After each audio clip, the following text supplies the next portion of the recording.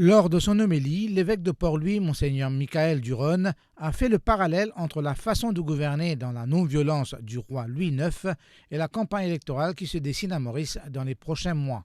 Il trouve ainsi que la violence verbale utilisée lors de cet exercice est un signe de faiblesse.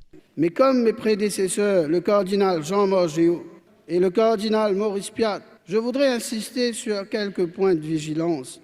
Dans une lettre pastorale dans le cadre des élections législatives, le cardinal Morgéau utilise Saman-Moula. Au cours d'une campagne électorale, on peut facilement exciter les passions et créer des réactions qui deviennent de plus en plus difficiles de contrôler. La violence verbale devient un moyen qui fait toujours reculer la maturité politique des électeurs, surtout quand elle se met à soulever les passions sectaires. La violence verbale est un signe de faiblesse. Cardinal Piat, dans ce lettre pastorale, la responsabilité politique du citoyen, rappelle-nous en 2000, la politique doit veiller à ce qu'existent les conditions nécessaires pour une coexistence pacifique entre citoyens et que les institutions mises en place pour assurer cette coexistence fonctionnent.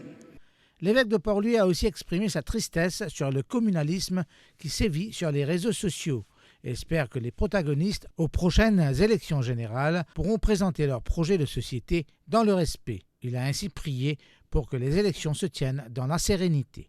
À travers les réseaux sociaux et par d'autres moyens, des fois je suis triste que des paroles communales sont utilisées et viennent mettre en danger notre tissu social, toujours en construction. Ça, mon corps aujourd'hui, réseaux sociaux, malheureusement, il est bon sans être bon, parce qu'il crée des fois une cause qui des fois est dangereux. Que ce soit le cardinal Morgéau, le cardinal Piat et moi-même, nous sommes convaincus de ce que le père Philippe Goupil appelle le conflit désarmé. Autrement dit, dans une situation de désaccord, que ce soit avec l'État ou toute autre institution, l'Église ne va jamais prôner des échanges qui dévalorisent ou blessent la dignité, l'intégrité de la personne.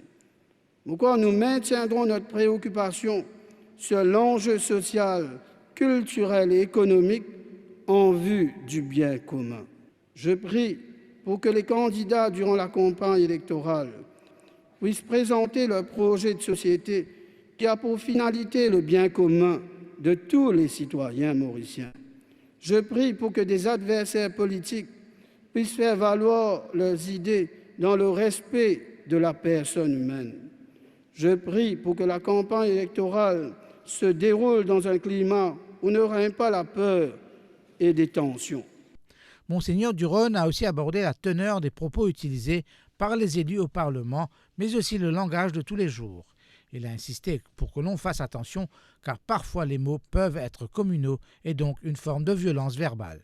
Quand moi, tu peux prier, méditer, une chose frappe-moi. Je me dis peut-être si quand un parlementaire rentre de la case, il réfléchit, il poser, il y a là aux enfants, aux madame, dit au papa qui manière. Et puis il y a là, il dit au papa, maman, sois mon chéri, ma chérie. Pas cause comme ça. Tu es dans la case là, tu n'es pas dans le parlement. Mais s'il dit où ça, il y a là les enfants là qui croient qu'il langage créole, un langage vulgaire, un langage communal. Et pourquoi on a une attention dans nos façons de causer pour qui, comment dire, les enfants, comment nous dire, les pour trouver. Et nous-mêmes, chacun de nous.